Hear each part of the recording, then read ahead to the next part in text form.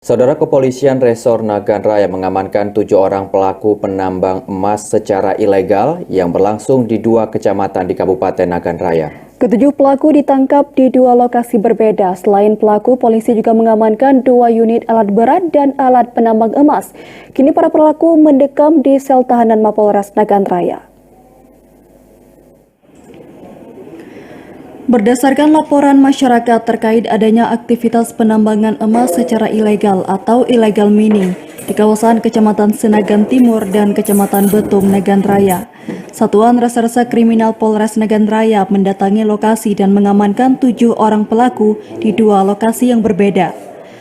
Masing-masing 4 pelaku diamankan di Desa Kerung Mangkom, Kecamatan Senagan Timur, dan 3 pelaku di kawasan Belang Lemak, Kecamatan Betung. Dari ketujuh pelaku, polisi mengamankan sejumlah alat penambang emas, 2 unit alat berat, serta emas hasil penambangan ilegal. Kini para pelaku mendekam di sel tahanan Mapolres Nagan Raya guna mempertanggungjawabkan perbuatannya.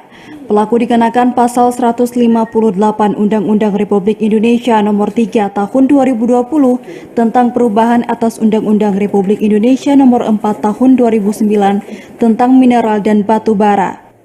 Kita sita 1 unit eskavator merek Hitachi, 1 lembar ambal penyaring emas, 1 buah indang alat penyaring emas yang